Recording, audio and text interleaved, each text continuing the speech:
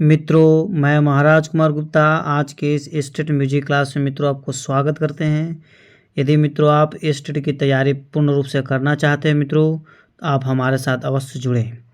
इस चैनल पर मित्रों प्रतिदिन सुबह 8 बजे और न्यूज़ चैनल जो मेरा दक्ष म्यूजिक क्लासेस है उसमें रात्रि 8 बजे मित्रों क्लास चलाए जाते हैं। अतः क्लास प्रतिदिन आप ज़रूर ज्वाइन करें, क्योंकि एग्ज़ाम बहुत जल्द ही होने वाला है। एग्ज़ाम का डेट आप सब लोग को मालूम है। और मित्रों इस क्लास में आज हम लोग कैप्चर करेंगे कुल 50 MCQ क्वेश्चन, ठीक है, जो एग्ज़ाम्स के लिए अति महत्वपूर्ण है मित्रों। और सभी प्रश्नों को आपको कमेंट्स में आंसर फटाफट देना है, ताकि आप कम समय में अधिक से अधिक प्रश्नों का स्कोरिंग यदि करने के लिए सीख जाइएगा तो मित्रों 100% आपका रिजल्ट हो जाएगा। यदि मित्रों आप PDF चाहते हैं तो दिए हुए व्हाट्सएप नंबर पर आप जैसे फट से 199 रुपये मित्रों पेमेंट कीजिए, आपको तत्काल PDF प्रोवाइड करवा दिया जाएगा। अतः मित्रों बिना समय गंवाए हुए आज के प्रथम प्रश्न पर हम लोग चलेंगे कि निम्न में से 2 कोमल स्वर वाले राग के नाम लिखें। मतलब कहने का मतलब है कि इनमें से कौन सा ऐसा राग है जिसमें 2 कोमल स्वर लगते हैं। मित्रों आपको जिस प्रश्न का आंसर आपको मालूम है उस प्रश्न का आंसर आप कमेंट्स में ज़रूर दिया कीजिए। इससे फ़ायदा आपको यह है कि कम समय में अधिक से अधिक प्रश्नों का आपको टेकअप हो जाएगा। तो ए में मित्रों आपका ऑप्शन है देश, बी में है यमन, सी में है असावरी और डी में है भैरव। प्रश्न था मित्रों कि निम्न में से 2 कोमल स्वर वाले रागों के नाम लिखें। तो इसका आंसर आपको हो जाएगा मित्रों Asavari. Option number C answer क्या है, सही है। इस प्रकार मित्रों हम लोग अगले प्रश्न की ओर केयर करेंगे। त्रिताल के कितने विभाग होते हैं? त्रिताल के कितने विभाग होते हैं? ए में मित्रों 2 विभाग है, बी में आपका 3 है, सी में आपका 4 विभाग है, डी में आपका 6 विभाग है। बताइए मित्रों इसमें से कौन सा आंसर सही है कि त्रिताल के कितने विभाग होते हैं। तो मित्रों जिस प्रश्न का आंसर आपको आ रहा है उस प्रश्न का आंसर आप कमेंट्स में फटाफट दिया कीजिए, ताकि कम समय में अधिक से अधिक प्रश्न का स्कोरिंग आपको हो सके। तो मित्रों इस प्रश्न का आंसर आपको हो जाएगा कि त्रिताल के कितने विभाग होते हैं। तो त्रिताल के मित्रों 4 विभाग होते हैं। कितने विभाग होते हैं? 4 विभाग। ऑप्शन नंबर सी क्या है, सही है। इस प्रकार मित्रों हम लोग अगले प्रश्न की ओर चलेंगे। चौताल कितनी मात्राओं का होता है? चौताल कितनी मात्राओं का होता है? 6 मात्रा, 7 मात्रा, 10 मात्रा या 9 मात्रा? बताइए मित्रों क्या आंसर हुआ कि चौताल कितनी मात्राओं का होता है।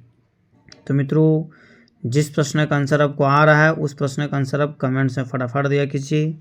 चौताल जो होता है मित्रों 10 मात्रा का होता है। ऑप्शन नंबर सी क्या है, सही है। चौताल कितनी मात्रा का होता है? 10 मात्रा का। एक चीज़ मित्रों आपको ज़रूर बोलेंगे, यदि जीवन में आप सफल होना चाहते हैं तो प्रतिदिन एक टारगेट फिक्स कीजिए और उस टारगेट को पूरा करने में मित्रों अपना पूरा दिन लगा दीजिए। आगे आने वाला समय ऑटोमेटिक आपका सही हो जाएगा। तो प्रश्न मित्रों कि सुलताल कितनी मात्राओं का होता है? सुलताल कितनी मात्राओं का होता है? 2 मात्रा, बी में है 7 मात्रा, सी में है 10 मात्रा और डी में है 5 मात्रा। बताइए मित्रों क्या आंसर होगा कि सुलताल कितनी मात्राओं का होता है। तो मित्रों जो सुलताल है आपको 10 मात्रा का होता है। कितना मात्रा का होता है? 10 मात्रा का होता है। और चौताल भी कितनी मात्रा का होता है मित्रों? तो 10 मात्रा का ही होता है। इस प्रकार मित्रों हम लोग अगले प्रश्न की ओर केयर करेंगे। अगला प्रश्न है एक ताल कितनी मात्राओं का होता है? एक ताल कितनी मात्राओं का होता है? 2 मात्रा, बी में आपका है 4 मात्रा, सी में है 12 मात्रा और डी में 18 मात्रा। बताइए मित्रों क्या आंसर होगा कि एक ताल कितनी मात्राओं का होता है। तो मित्रों और आपको बताते चलें कि एक ताल जो है मित्रों आपको 12 मात्रा होता है। एक ताल की कितनी मात्राएं होती है? 12 मात्रा। ऑप्शन नंबर सी क्या है, सही है। इस प्रकार मित्रों हम लोग अगले प्रश्न की ओर चलेंगे। रूपक ताल कितनी मात्राओं का होता है? रूपक ताल कितनी मात्राओं का होता है? ए में है 7 मात्रा, बी में है 4 मात्रा, सी में है 2 मात्रा और डी में है 6 मात्रा। बताइए मित्रों क्या आंसर होगा कि रूपक ताल कितनी मात्राओं का होता है। तो मित्रों जो रूपक ताल है आपका वो आपको 7 मात्रा की होती है। कितनी मात्रा की होती है? 7 मात्रा की। ये पहला आपका आंसर क्या है, सही है। इस प्रकार मित्रों क्वेश्चन नंबर 8 पर हम लोग बारीकी से केयर करेंगे कि झप ताल में कितनी तालियां होती है। झप ताल में कितनी तालियां होती है। 2 ताली, 3 ताली, 4 ताली या 6 ताली। ठीक है मित्रों, बताइए फटाफट। इसी तरीक़े से कमेंट्स में आप आंसर दिया कीजिए कि झप ताल में कितनी तालियां होती है। आप लोग का कमेंट्स आ रहा है, इसके लिए बहुत बहुत धन्यवाद। प्रतिदिन इसी तरीक़े से क्लास आप टाइम पर सुबह 8 बजे और न्यूज़ चैनल जो है उस पर रात्रि 8 बजे मित्रों क्लास को ज़रूर ज्वाइन करें। तो मित्रों इसका ऑप्शन हो जाएगा हम लोग को सही। सबसे पहले प्रश्न क्लियर करिए कि झपताल में कितनी तालियां होती है। तो मित्रों जो झपताल है उसमें 3 ताली होता है। कितनी ताली होता है? 3 ताली होता है। ठीक है मित्रों, इस प्रकार मित्रों हम लोग अगले प्रश्न की ओर चलेंगे कि शास्त्रकारों ने एक सप्तक में कितनी श्रुतियाँ मानी है। कहने का मतलब है कि संगीत के अनुसार या संगीत में श्रुतियों की कुल संख्या कितनी है। इस प्रश्न का आंसर मित्रों आप लोग को आंसर 100% कमांड होना चाहिए, क्योंकि इस प्रश्न का आंसर हम इतना बार बता चुके हैं कि वर्णन भी किया जाए तो कम पड़ेगा। ठीक है, इस प्रकार इस प्रश्न का आंसर आप कमेंट्स में ज़रूर दिया कीजिए कि शास्त्रकारों ने एक सप्तक में कितनी श्रुतियाँ मानी है। तो मित्रों ए में है 22, बी में 18, सी में है 15 और डी में है 25। आप लोग बहुत अच्छा आंसर दे रहे हैं, इसके लिए बहुत बहुत धन्यवाद। इसी तरीक़े से आप लोग तैयारी करते रहिए। तो मित्रों कितना 22, मतलब एप्पल आंसर क्या है? सही है। अगला प्रश्न मित्रों, नृत्य से संबंधित घराना कौन सा है। मतलब इनमें से कौन सा ऐसा घराना है जो नृत्य से संबंधित है। दिल्ली घराना, लखनऊ घराना, ग्वालियर घराना या अजराड़ा घराना। बताइए मित्रों इसमें से कौन सा ही है कि नृत्य से संबंधित घराना कौन सा है। तो मित्रों इसमें से एक ही ऐसा घराना है जो नृत्य के लिए मित्रों प्रचलित है, वो आपका आंसर हो जाएगा लखनऊ घराना। बॉल आंसर क्या है? सही है। बिरजू महाराज का संबंध मित्रों लखनऊ घराना से ही था। अगला प्रश्न मित्रों, सितार के मुख्यतः कितने अंग हैं। ठीक है, सितार में कुल कितने तार होते हैं वो अलग प्रश्न मित्रों, परंतु यहाँ हम लोग को प्रश्न है कि सितार के मुख्यतः कितने अंग हैं। ए में है 15, बी में है 12, सी में है 10 और डी में है 8। बताइए मित्रों सितार के मुख्यतः कितने अंग हैं। ठीक है, जिस प्रश्न का आंसर मित्रों आ रहा है उस प्रश्न का आंसर आप कमेंट्स में फटाफट दिया कीजिए मित्रों। इससे फ़ायदा आपको यह है कि जिस प्रश्न का आंसर आप कमेंट्स में दे दीजिएगा वह प्रश्न आपको 100% याद हो जाएगा। तो मित्रों सितार के मुख्यतः कितने अंग हैं, तो इसका आंसर हो जाएगा आपको सितार के मुख्यतः 12 अंग हैं। कितने अंग हैं? 12। बी नंबर ऑप्शन क्या है मित्रों? सही है। आप लोग आंसर बहुत अच्छे तरीक़े से दे रहे हैं, इसके लिए धन्यवाद। नाद की कितनी विशेषताएं हैं। तो मित्रों नाद जो है सो 2 प्रकार के होता है, आहत नाद और अनाहत नाद। परंतु यहाँ पर हम लोग को प्रश्न है कि नाद की कितनी विशेषताएं हैं। 2, 3, 4, 5। तो मित्रों जो नाद की विशेषता होता है आपको 3 होता है। नाद की विशेषता कितना होता है? 3 होता है। ठीक है मित्रों, इस प्रकार हम लोग अगले प्रश्न की ओर चलेंगे। जिस प्रश्न का आंसर मित्रों आ रहा है उस प्रश्न का आंसर आप इसी तरीक़े से कमेंट्स में फटाफट दिया कीजिए ताकि कम समय में अधिक से अधिक प्रश्न आपको याद हो जाए। तो मित्रों प्रश्न है कि संगीत उपयोगी मधुर स्वर को क्या कहा जाता है। संगीत उपयोगी मधुर स्वर को क्या कहा जाता है। स्वर कहा जाता है कि नाद की श्रुति की चल स्वर। बताइए मित्रों क्या आंसर होगा कि संगीत उपयोगी मधुर स्वर को क्या कहा जाता है। तो मित्रों इसका आंसर आपको हो जाएगा नाद कहा जाता है। क्या कहा जाता है? नाद। मतलब ऑप्शन नंबर बी क्या है? सही है। अगला प्रश्न मित्रों कि निम्नलिखित में से कौन सा वाद्य यंत्र भारतीय मूल का नहीं है। निम्नलिखित में से कौन सा वाद्य यंत्र भारतीय मूल का नहीं है। ए में आपका बांसुरी है, बी में बीना है, सी में वायलिन है और डी में तबला है।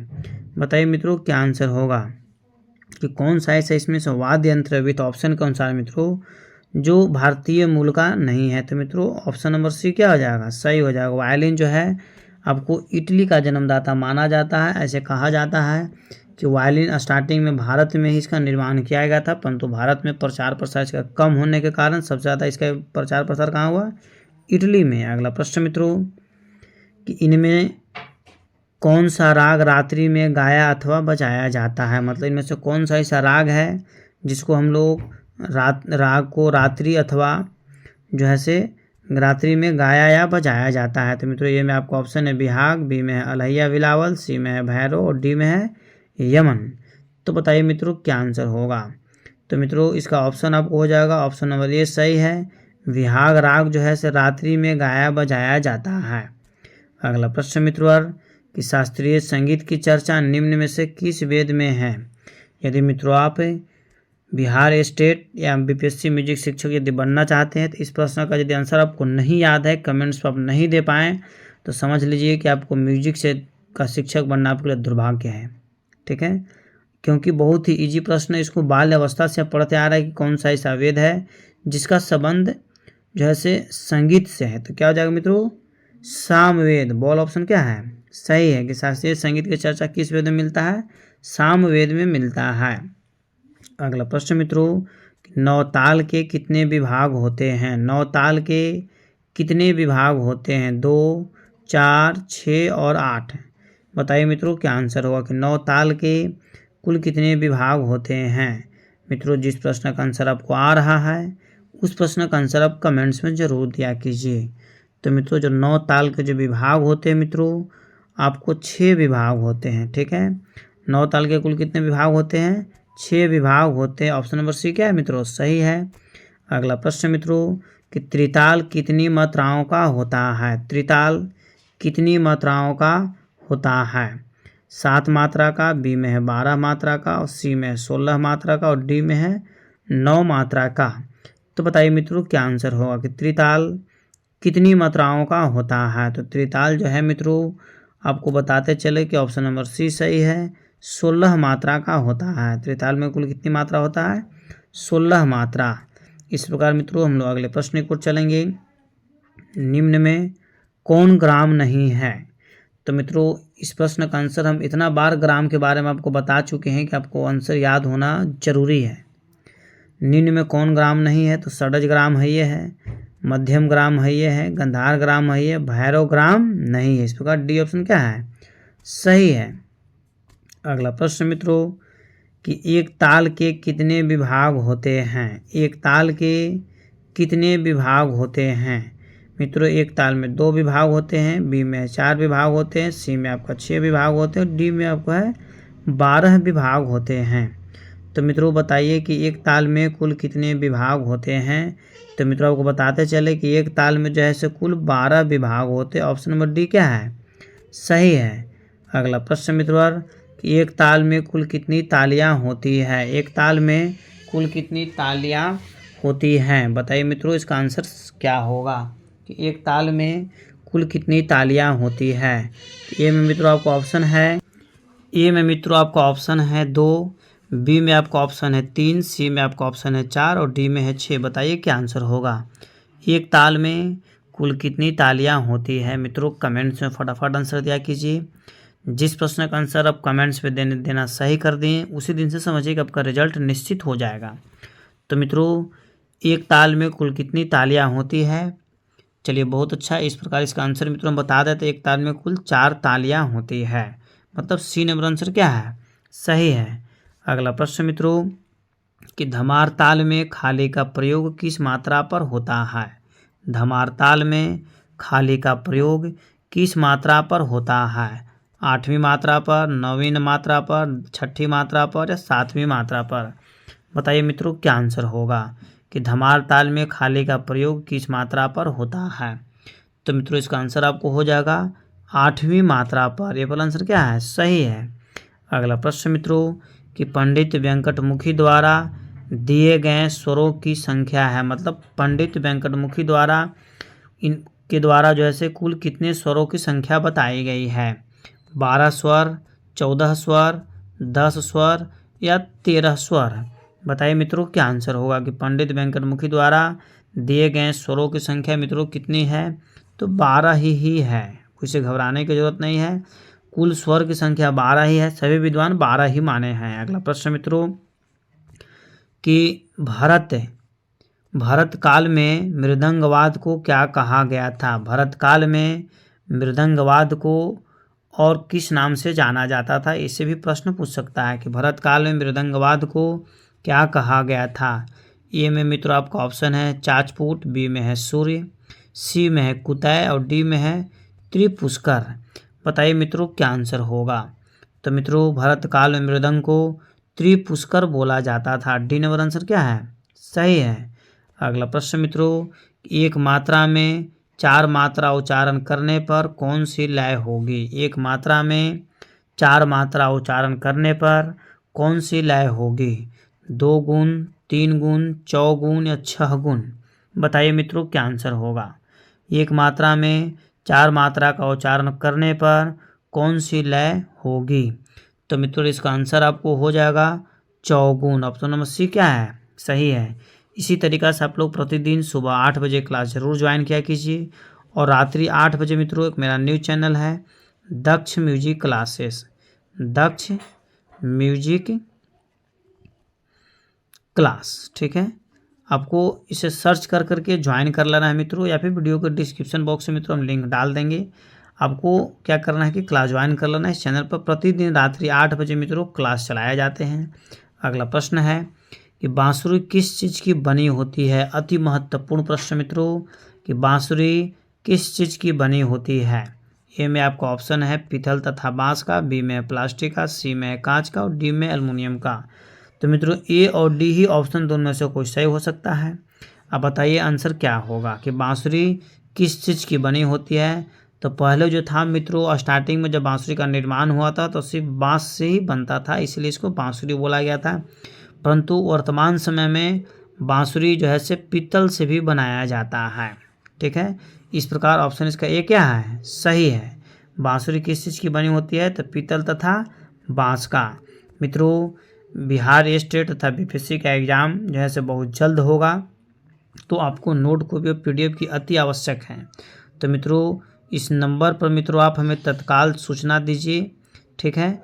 आपको मित्रों जैसे पीडीएफ जो है से तत्काल आपको प्रोवाइड करवा दिया जाएगा, ठीक है। आपको मित्रों इसके लिए 199 रुपीज़ मित्रों आपको पेमेंट करना है, आपको तत्काल पीडीएफ प्रोवाइड करवा दिया जाएगा। तानपुरा में कितने तार होते हैं। बताइए मित्रों क्या आंसर होगा कि तानपुरा में कुल कितने तार होते हैं, 5, 4, 6 या 7। तो मित्रों बताइए कि तानपुरा में कितने तार होते हैं। तो मित्रों तानपुरा में जो है कुल 4 तार होता है। ऑप्शन नंबर बी क्या है, सही है। अगला प्रश्न मित्रों कि यमन राग के गाने का उचित समय कौन सा है। मतलब यमन राग जो है किस समय गाया जाता है, प्रातःकाल, दोपहर, रात्रि या हर समय। बताइए मित्रों क्या आंसर होगा कि यमन राग के गाने का उचित समय कौन सा है। तो मित्रों आपको बताते चलें कि यमन राग जो है से प्रातःकाल गाया जाता है। मतलब एप्पल आंसर क्या है, सही है। यमन राग कब गाया जाता है, प्रातःकालीन, ठीक है। अगला प्रश्न मित्रों कि चतुर्दंड प्रकाशिका की रचना कब की गई थी, ठीक है। चतुर्दंड प्रकाशिका की रचना कब की गई। ए में आपका मित्रों ऑप्शन है 1065, बी में मित्रों आपका ऑप्शन है 1660, सी में है 1500 और डी में मित्रों आपका ऑप्शन है 1670। बताइए क्या आंसर होगा कि चतुर्दंड प्रकाशिका की रचना कब की गई। तो मित्रों इसका आंसर आपको हो जाएगा 1660 में। मतलब बॉल आंसर क्या है, सही है कि चतुर्दंड प्रकाशिका की रचना कब की गई, तो 1660 ईस्वी में, ठीक है मित्रों। इस प्रकार हम लोग अगले प्रश्न की ओर चलेंगे। अगला प्रश्न मित्रों कि ठुमरी गायन शैली के साथ किस ताल का प्रयोग किया जाता है। ठुमरी गायन शैली के साथ किस ताल का प्रयोग किया जाता है। ए में आपका मित्रों ऑप्शन है 3 ताल, बी में है झप ताल, सी में मित्रों आपका ऑप्शन है धुमाली ताल और डी में है दीपचंदी ताल। बताइए मित्रों क्या आंसर होगा कि ठुमरी गायन शैली के साथ किस ताल का प्रयोग किया जाता है। तो मित्रों ठुमरी गायन शैली के साथ जो है मित्रों आपको दीपचंदी ताल का प्रयोग किया जाता है। किस ताल का, दीपचंदी ताल का। अगला प्रश्न मित्रों जो कि अति महत्वपूर्ण प्रश्न है, किस ताबली को पद्म विभूषण सम्मान प्राप्त है। मतलब कौन से ऐसे इनमें से तबला वादक हैं जिनको पद्म विभूषण पुरस्कार से भारतीय सरकार ने नवाजा है। तो ए में आपका ऑप्शन है मित्रों पंडित किशन महाराज, बी में है उस्ताद जाकिर हुसैन, सी में है सुरेश तलवलकर और डी में है उस्ताद मुन्ने खां। बताइए मित्रों क्या आंसर होगा। किस तबली को पद्म विभूषण सम्मान प्राप्त है? तो इसका आंसर हो जाएगा मित्रों पंडित किशन महाराज को। किसको? पंडित किशन महाराज को। अगला प्रश्न मित्रों कि वाद्यों के वर्गीकरण के अनुसार तबला किस वर्ग का वाद्य है? वाद्यों के वर्गीकरण के अनुसार तबला किस वर्ग का वाद्य है? घन वाद्य का, अवनद्ध वाद्य का, सुशील वाद्य का या तत्वाद्य का? तो मित्रों इस प्रश्न का आंसर आपको कमेंट्स में ज़रूर देना चाहिए, क्योंकि हम वाद्य से रिलेटेड मित्रों कई बार आपको पढ़ा चुके हैं। तो इस प्रश्न का आंसर आप कमेंट से फटाफट दिया कीजिए कि वाद्यों के वर्गीकरण के अनुसार तबला किस वर्ग का वाद्य है? तो तबला जो है मित्रों आपको अवनद्ध वाद्य के अंतर्गत आएगा। किसके अंतर्गत आएगा? अवनद्ध वाद्य। अगला प्रश्न मित्रों कि किस ताल में खाली का विभाग नवी मात्रा पर होता है? किस ताल में खाली का विभाग नवी मात्रा पर होता है? ए में आपका है झप ताल, बी में है जप ताल, सी में है तिलवाड़ा और डी में है एक ताल। बताइए मित्रों क्या आंसर होगा। जिस प्रश्न का आंसर आपको आ रहा है मित्रों उस प्रश्न का आंसर इसी तरीक़ा से कमेंट्स में सभी लोग फटाफट दिया कीजिए। बहुत लोग आंसर पीछे देते हैं कि अगला व्यक्ति सही बता देगा तब हम बताएंगे, ऐसा नहीं होना चाहिए। आप पहले आंसर दीजिए।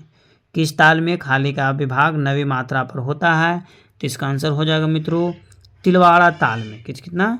तिलवाड़ा में जो है किस ताली में खाली का विभाग नई मात्रा पर होती है? तो तिलवाड़ा ताल में। ठीक है मित्रों।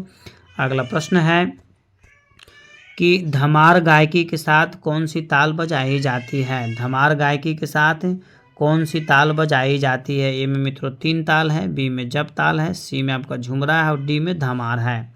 बताइए मित्रों क्या आंसर होगा कि धमार गायकी के साथ कौन सी ताल बजाई जाती है? तो इसका आंसर हो जाएगा मित्रों धमार गायकी के साथ धमार ताल का ही प्रयोग किया जाता है। अगला प्रश्न मित्रों कि इंदिरा कला संगीत विश्वविद्यालय खैरागढ़ किस राज्य में है? मतलब कहने के मतलब मित्रों ये बहुत ही संगीत के क्षेत्र में विख्यात विश्वविद्यालय है। इंदिरा कला संगीत विश्वविद्यालय खैरागढ़ में है। तो खैरागढ़ जो है सो वर्तमान समय में किस राज्य में आता है? ए में मित्रों आपका झारखंड है, बी में आपका मध्य प्रदेश है, सी में आपका छत्तीसगढ़ है और डी में आपका उत्तरांचल है। तो मित्रों इसका आंसर आपको हो जाएगा छत्तीसगढ़। ठीक है। इंदिरा कला संगीत विश्वविद्यालय खैरागढ़ के किस राज्य में है? छत्तीसगढ़ में। अगला प्रश्न मित्रों पंडित सारंग देवकृत संगीत रत्नाकर ग्रंथ में कितनी देसी तालों का उल्लेख मिलता है? अर्थात मित्रों पूछ सकता है एग्जाम में कि सारंग देव के अनुसार जैसे संगीत रत्नाकर में कुल कितनी देसी तालों का उल्लेख मिलता है? तो मित्रों 120 देसी तालों का उल्लेख मिलता है। ऑप्शन नंबर सी क्या है? सही है। अब यहाँ पर मित्रों एक और प्रश्न बनता है कि संगीत रत्नाकर के लेखक कौन है? तो पंडित सारंग देव। अगला प्रश्न मित्रों कि संगीत अमृत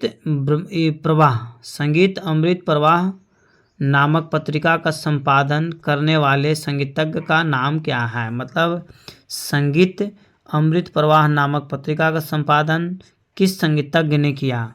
तो मित्रों ए में आपका ऑप्शन है विष्णु दिगंबर पलुस्कर साहब, बी में है विष्णु नारायण भारतखंडे साहब, सी में है बीजी योग और डी में है मित्रों डीबी पलुस्कर। तो बताइए मित्रों क्या आंसर होगा। फटाफट मित्रों कमेंट्स में आंसर दिया कीजिए। तो मित्रों इस प्रश्न का आंसर आपको हो जाएगा विष्णु नारायण भारतखंडे साहब। बॉल आंसर क्या है? सही है। आप लोग का आंसर करीब सही आ रहा है। सभी को धन्यवाद जो आप लोग इस तरीका से आंसर दे रहे हैं। तैयारी जोर शोर से मित्रों करिए। अगला प्रश्न आपका है कि ताल के 10 प्राण में यति कितने प्रकार की होती है? ताल के 10 प्राणों में यति कितने प्रकार की होती है? ए में आपका मित्रों ऑप्शन है 3 प्रकार, बी में है 5 प्रकार, सी में है 6 प्रकार और डी में है 7 प्रकार। बताइए मित्रों क्या आंसर होगा कि ताल के 10 प्राणों में यति कितने प्रकार की होती है?